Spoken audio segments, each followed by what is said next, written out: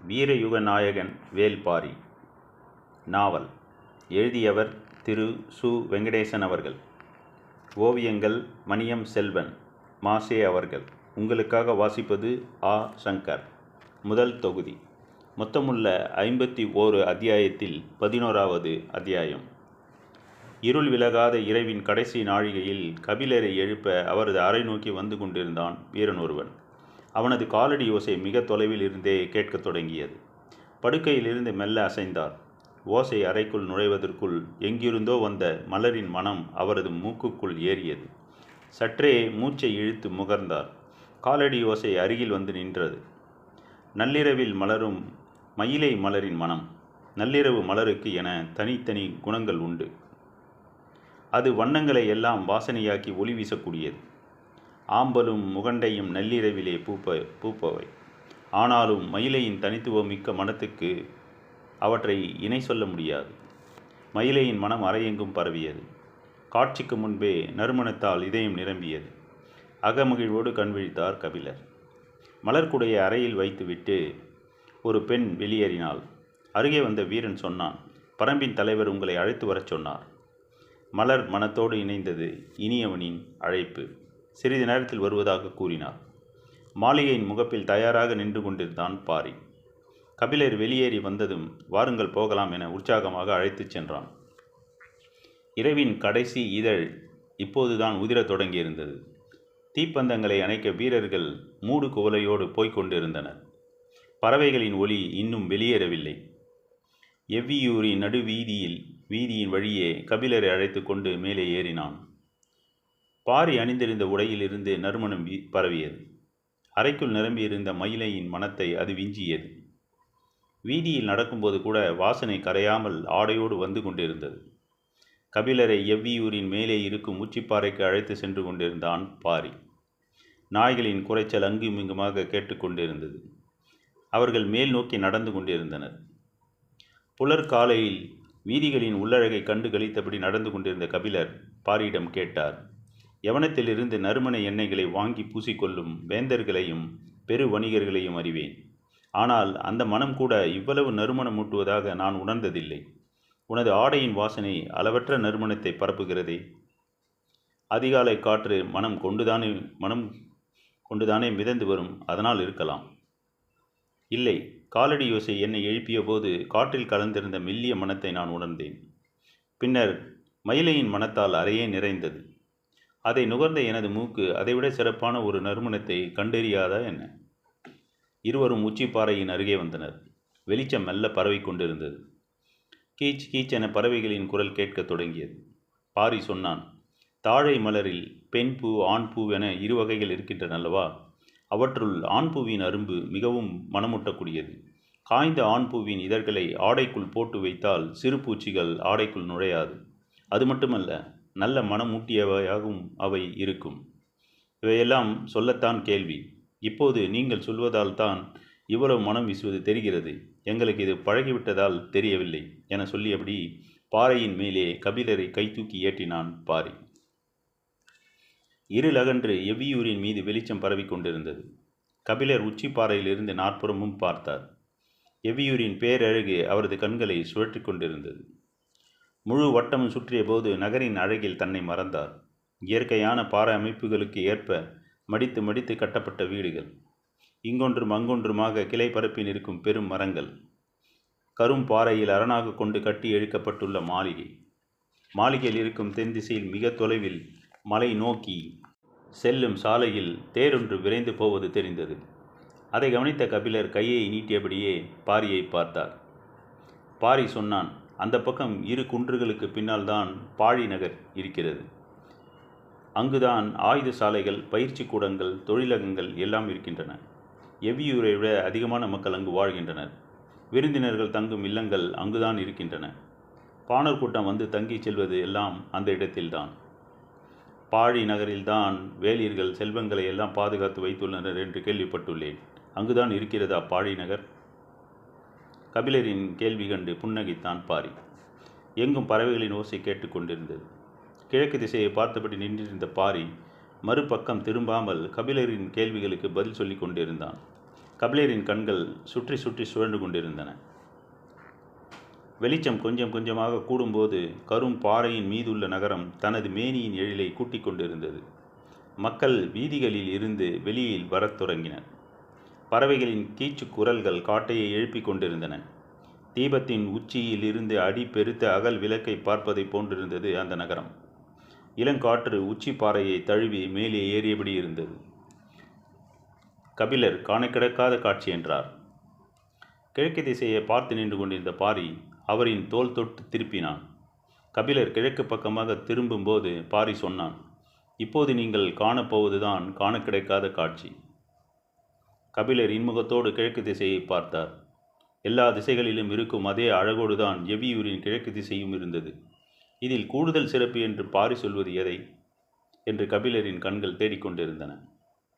கிழக்கு திசையில் ஆதிமலைக்கு நடுவே இருந்த மெல்லிய பிளவின் வழியே சூரியனின் செந்நிற கதிர் வெளிவரத் தொடங்கியது. பார்க்கும் கணத்தில் ஒளி பெருகி வாள் போல பாய்ந்து வந்தது. கபிலர் இமை கொட்டாமல் பார்த்தார். எவ்வியூரின் கிழக்கு பகுதி இருளை 2 துண்டாக்கியது. காண கிடைக்காத காட்சி என்று கபிலரின் வாய் முணுமுணுத்து கொண்டிருக்கும் போது அந்த கூரிய ஒளி வாள் கபிலரின் மார்பில் இறங்கியது. கபிலரின் நாடி நரம்புகள் எல்லாம் சிலிர்த்தன. மெய்மறந்து 2 கைகளையும் மேலே உயர்த்தினார். எவ்வியூரின் அடிவாரம் வரை 2 திசைகளும் அவரது கரங்களின் நிழல் படர்ந்து அசைந்தது. கதிரவனை பார்த்து அவர் கைகளை உயர்த்தி வணங்கினார். பெருங்குலவை ஒளி எவ்வியூர் முழுக்க மேலெழுந்தது. 4 திசை வாயில்களிலிருந்தும் பறைகள் முழங்கின. முழவின் ஓசையில் காடு நடுங்கியது. மக்கள் எல்லோரும் தங்களின் வீடுகளின் மேலேறி குலவையிட்டு அந்த அருங்காட்சியை கண்டு மகிழ்ந்தனர். துல்லியமான இடத்தில் கபிலரை நிறுத்திய பாரி ஈரடி கீழே இறங்கி நின்று அண்ணாந்து பார்த்தான். பேரறிவின் தீச்சுடர் இதுதானா நினைக்கும் போதே மெய் சிலிர்த்தது பாரிக்கு. கன நேரத்துக்குள் பிளவின் மேல் விளிம்பை சூரியன் தொட்டவுடன் அந்த ஒளிவால் மறைந்தது. எங்கும் புலர் மஞ்சள் நிரம்பியது. கபிலர் உறைந்து போய் நின்றார். மக்கள் கூட்டம் கூட்டமாக பாறையை நோக்கி வரத் தொடங்கினர். குலவை சத்தம் எங்கும் எதிரொலித்தது. பாரி உச்சி பாறையின் மீதேறி கபிலரின் அருகில் வந்தான். 4 ஆண்டுகளுக்கு ஒரு முறை தெற்கு ஓட்ட காலத்தின் 6ஆம் நாளில் ஆதிமலையில் உள்ள பெருங்கடவின் நடுவிலிருந்து கதிரவன் மேலெழும்பி வருவான். நெருப்பை உருக்கி ஊற்றியதைப் போல கண்ணிமைக்கும் நேரத்தில் நீளும் ஒளிவாள் அரை நாழிகை நேரம் மட்டுமே நீண்டிருக்கும்.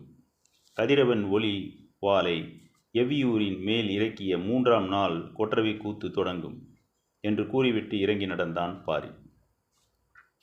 திரண்ட மக்கள் கூட்டம் உணர்ச்சி பெருக்கோடு குலவையிட்டபடி அவன் பின்னே சென்று கொண்டிருந்தது. அவர்கள் அரண்மனைக்குள் நுழையும் வரை பார்த்து கொண்டிருந்தார் கபிலர். இயற்கை பற்றிய வியப்பு பாரியின் சொல் கேட்ட கணத்தில் இயற்கை அறிவை பற்றி வியப்பாக மாறியது. வானியல் வசப்படுவதுதான் கணிதத்தின் உச்சம். கணிதம் வசப்படுதல் அறிவின் உச்சம். நோக்கருவி கொண்டு விண்மீன்களை கணித்தலும் கதிரவனின் நகர்வை அளத்தலும் மனிதனின் அபார சாதனை. இந்த சாதனைகளை சொந்தமாக்கி வைத்துள்ளவர்கள் மூவேந்தர்கள். வானியலையும் கணிதத்தையும் தலைமுறை தலைமுறையாக கற்று ஆளும் கணியர்கள் அவர்களிடமே இருக்கின்றனர். அதனால்தான் நீரும் நிலமும் வானும் வேந்தர்களுக்கு வசப்பட்டிருக்கின்றன. ஆனால் இந்த பேரறிவு சின்னஞ்சிறு வேளிர் கூட்டத்துக்கு எப்படி வசப்பட்டது? ஒரு வாரத்துக்கு முன்பே கொற்றவை கூத்து தொடங்கப் போவது பற்றி வேட்டூர் பழையன் சொன்னது கபிலருக்கு நினைவு வந்தது. 4 ஆண்டுகளுக்கு ஒரு முறை அரை நாழிகை நேரம் மட்டுமே நிகழும் ஒளிவாளின் கோலக்காட்சியை நாளும் நேரமும் தவறாமல் எப்படி இவர்கள் கணக்கிட்டனர்? அடுத்தடுத்து எழுந்த கேள்விகள் கபிலரை திக்குமுக்காடச் செய்தன. கதிரவன் தகதகத்து மேலேறி கொண்டிருந்தான். திகைப்பிலிருந்து மீள கபிலருக்கு சிறிது நேரத்திற்கு பின்னர் பாறை விட்டு கீழே இறங்கினார். அவரை அழைத்துச் செல்ல வீரர்கள் நின்றிருந்தனர். ஊரின் தென் திசைக்கு போய்விட்டு மாளிகைக்கு வருவதாக சொல்லி அவர்களை அனுப்பினார். அவரை சந்திக்க காத்திருந்த மக்களுடன் ஆங்காங்கே நின்று பேசியபடி கீழே இறங்கி கொண்டிருந்தார். ஒவ்வொருவரும் அவருடன் பெரும் மகிழ்வை பகிர்ந்தனர். தென் திசையின் அடிவாரம் வந்து சேர்ந்தவர் அரண்மனையை நோக்கி நடக்கத் தொடங்கினார். பாண்டிய நாட்டின் பெருங்கணியன் திசை வேழரின் நினைவு வந்தது. நீளும் நிழல் கொண்டு உலகை அளக்கும் அவரை கபிலர் தன் ஆசான்களில் ஒருவராக எண்ணுவார்.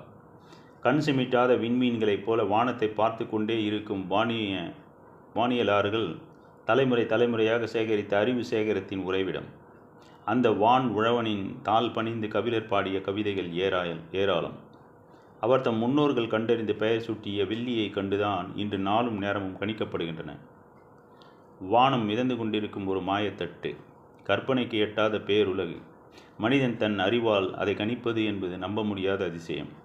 தரதரவென தனது கையை இழுத்து கொண்டு போய் இயற்கையின் கூர் முனையின் எதிரில் துல்லியமாக நிறுத்திவிட்டான் பாரி.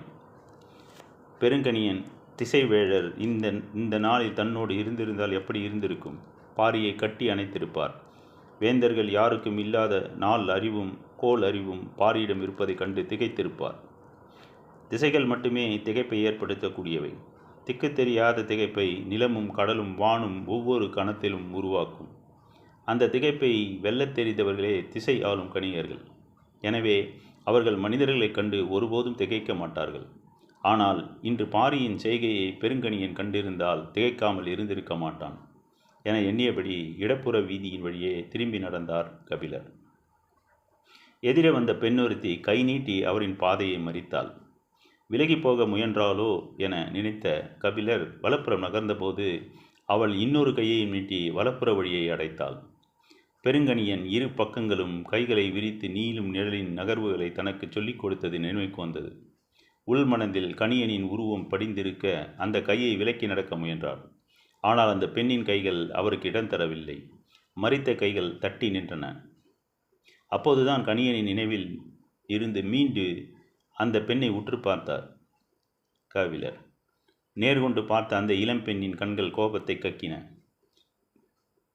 ஏனம்மா வழிமறிக்கிறாய்? கபிலரின் கண்களையே கூர்ந்து பார்த்தாள். பாரியிடம் நட்பு கொள்ளும் தகுதியுண்டோ உம்மிடம்? கபிலர் அதிர்ந்து போனார். நெஞ்சில் கூர்மை கொண்டு இறங்கியது சொல். ஏனம்மா இப்படி கேட்கிறாய்? என்ன தவறு இழைத்தேன் நான்? மௌனத்தின் வழியே கபிலரின் அதிர்ச்சியை அதிகப்படுத்தினாள். எந்த வகையிலும் அவளின் கோபத்திற்கான காரணத்தை கபிலரால் தொடர்பு படுத்தி கொள்ள முடியவில்லை. எவ்வளவு பதற்றமான சூழ்நிலையிலும் கார்காலத்து இரவில் இங்கிருந்து பாழி நகருக்கு தேரேறி செல்ல மாட்டான் பாரி, தெரியுமா உனக்கு? கபிலர் பதிலேதும் சொல்லாமல் அவளின் கண்களையே பார்த்தார். அவள் தொடர்ந்தாள். கார்காலத்து இரவுகளில் மான்கள் இணை சேரும். தனது தேரின் ஒளி அவற்றின் இணக்கத்தை குலைத்துவிடும் என்பதால் தேரில் செல்ல மாட்டான். ஆனால் உமது செயல் அதற்கு நேர் எதிராக இருக்கிறது. இளம்பெண் உதிர்த்த சுடு சொல் கண்டு அஞ்சினார் கபிலர். யான் செய்த பிழை என்ன மகளே? அவளின் கண்கள் குளமாகின. அழகிய பூக்காடாக இருந்த எம் காதலின் புயற்காற்று வீச செய்து விட்டேன். கலங்கி நிற்கும் உனது கல்கள் என்னை பதற வைக்கின்றன. எனக்கு விளங்கும்படி சொல். உங்களால் தான் அவன் புகழின் உச்சியை அடைந்திருக்கிறான். எனது கைகள் தழுவி கிடந்த அவனது தோள் மீது இப்போது பாரியின் கை கிடைக்கிறது. புகழால் நிலை தடுமாறி கொண்டிருக்கிறது எனது காதல். நீ யாரை சொல்கிறாய்? உன் காதலன் யார்? நீலன். கபிலன் பெருமூச்சு விட்டார். சிறிதாக ஒரு சிரிப்பு உதட்டோரம் பரவியது. அவ்வளவு வேகம் குறையாமல் தொடர்ந்தாள். சிறுகல்லை தாண்டுவது போல் இரு பெரும் குன்றுகளை தாண்டி நினைத்த போதெல்லாம் என்னை பார்க்க வந்தவன் அடுத்த தெருவில் நான் இருப்பது தெரிந்தும் இன்னும் என்னை வந்து பார்க்கவில்லை. எந்த பெண்ணை பார்த்தாலும் அவனை பற்றித்தான் பேசுகிறாள். என் நீலனின் பெயர் கொண்டே என் நெஞ்சை சுடுகிறார்கள். உன் காதலன் பற்றி பெருமை பேசினால் நீ மகிழத்தானே வேண்டும். ஏன் கவலை கொள்கிறாய்? உடைந்து அழுந்தாள் அவள். இந்த கேள்வியை நானே பலமுறை கேட்டுவிட்டேன். என்னால் விடை காண முடியவில்லை. அவனது உறுதியை நான் நன்கு அறிந்தவள். ஆனாலும் கைப்பற்ற அவனது கண் பார்வை கிடைக்காமல் தவிக்கிறேன். குறுக்கிட்ட கைகளை மடக்கி பக்கத்தில் இருந்த வீட்டின் திண்ணையில் உட்கார்ந்தாள். நெஞ்சொடிந்து விழுவதைப் போல்தான் இருந்தது அது. எங்களின் குன்று எவ்வளவு அழகானது தெரியுமா? யார் கண்பட்டதோ தெரியவில்லை. பொழுதெல்லாம் எங்கள் காதல் செழித்து வளர்ந்த அந்த நிலத்தின் அடிவாரத்தில் ஒரு தேர் வந்து நின்றது. கபிலர் துணுக்குற்றார். எனது மடி மீது தலை சாய்த்து இருந்தான். நான் தான் யாரோ ஒருவர் தேரிலிருந்து இறங்கி வேட்டுவன் பாறையில் கால் பதிக்கிறார் என்றேன். எனது காதலின் அமைதியை எனது சொல் கொண்டு கெடுத்து விட்டேன். சொல்லிக் கொண்டிருந்தபோது கண்ணீர் வழிந்தோடியது. துடைத்தபடி தொடர்ந்தாள். குயில்கள் கூவும் அந்த மாமர நிழலில் இதழ் விட்டு நழுவிப்போன அவனது மறுமுத்தத்துக்காக அன்று முழுவதும் காத்திருந்தேன். வரவில்லை. மறுநாள் அவன் ஊருக்கு போனேன். வந்திருப்பவருக்கு காலில் அடிபட்டுள்ளது. நீ எவ்வியூருக்கு போ. 2 நாளில் நான் அவரை அழைத்து கொண்டு வந்து விடுகிறேன். கொற்றவை விழா முடியும் வரை நாம் அங்கு மகிழ்ந்திருப்போம் என்று சொல்லி அனுப்பினான். கபிலர் தனது கதையை தானே கேட்டுக்கொண்டிருந்தார். எனது காலடிக்கு பின்னால் ஒரு காதல் கடந்து வந்திருக்கிறது. இவ்வளவு அழகிய இளம்பெண்ணின் இதழ் முத்தம் விலகி வந்தவனா? தசை பிறண்ட பின்னும் என்னை தாங்கி வந்தான். நீலன் மீதான மதிப்பு இன்னும் கூடியது. அவள் தொடர்ந்தாள். எவியூருக்கு வந்த பின்பாவது நான் வாய் பொத்தி இருக்க வேண்டாமா? உனது காதலன் வருவானா என கேட்ட எனது தோழியிடம், கபிலர் என்றொருவர் காலொடிந்து கிடக்கிறார், அவரை அழைத்து கொண்டு வர வேண்டுமாம், 2 நாட்கள் ஆகும் என்று சொல்லி அனுப்பியுள்ளான் என்றேன். கபிலருக்கு அவளை மகளே என அணைத்து பிடித்து கதை கேட்க வேண்டும் போல் இருந்தது. எல்லாம் எனது போதாத காலம். எதை சொன்னாலும் அது சிக்கலாக மாறித்தான் போகும். நான் சொன்ன சொல் பாரியின் காதுக்கு எட்ட உடனடியாக என்னை மாளிகைக்கு அழைத்துச் சென்று விசாரித்தனர். நான் கபிலருக்கு கால் ஒடிந்ததால் எனது காதலின் நாளொடிந்த கதையை சொன்னேன். அவ்வளவுதான். இரவோடு இரவாக பாரியே புறப்பட்டு புலிவால் குகைக்கு போய்விட்டான். கபிலர் வியப்பின் உச்சத்துக்கே சென்று விட்டார். தன்னை ஒரு கைப்பிடித்து நீலன் அழைத்து வந்ததைப் போலவே மறுகை பிடித்து இவளும் அழைத்து வந்திருக்கிறாளே என மகிழ்ந்து கிறங்கினார். போதாத காலத்தை புலம்பித்தான் தீர்க்க வேண்டும் என்பார்கள். கபிலரை பாரி தனது தோளில் ஏற்ற என்னை தனது நெஞ்சில் ஏற்றி வைத்திருந்தவன் எங்கு சென்றானோ தெரியவில்லை. கண்ணீரை துடைத்தபடியே சொன்னாள். ஊரே பேசுகிறது. நேற்றிரவு அவனுக்கு 60ஆம் கோழி கறி விருந்து படைக்கப்பட்டதாம். உள்ளங்கையில் கஞ்சி காய்ச்சி அவனது உதடு விலைக்கு ஊட்டிவிட்ட எனது அன்புக்கு இணையாகுமா இந்த உலகு? சொல்லுங்கள், அந்த கொடியவனை என்ன செய்யலாம்? கன நேரம் தாமதிக்காமல் சொன்னார் கபிலர். அது தெரியாமல் தான் நானும் விழித்து கொண்டிருக்கிறேன். நான் தங்கியுள்ள இடத்தில் என்னோடு தான் அவனும் தங்கியுள்ளான். நேரம் கிடைக்கும் போதெல்லாம் மயிலா மயிலா என்று எவ்வளோ ஒருத்தின் பெயரை சொல்லி புலம்பிக் கொண்டே இருக்கிறான். அந்த பெண்ணுக்கு நள்ளிரவு பூக்கும் மயிலை மலர் மிகவும் பிடிக்கும். முழு நிலா நாளில் மயிலம் பூச்சூடி அவள் மீது காதல் கொண்டானாம்.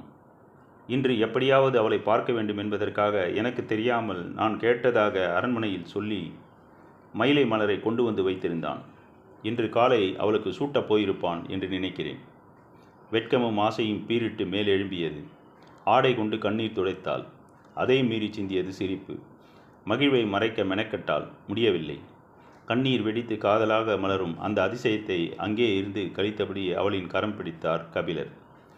விடுமையா கையை, இன்னொரு நாள் உம்மால் வீணாகிவிடக்கூடாது என அவரின் கையை உதறிவிட்டு ஓடினாள் மயிலா.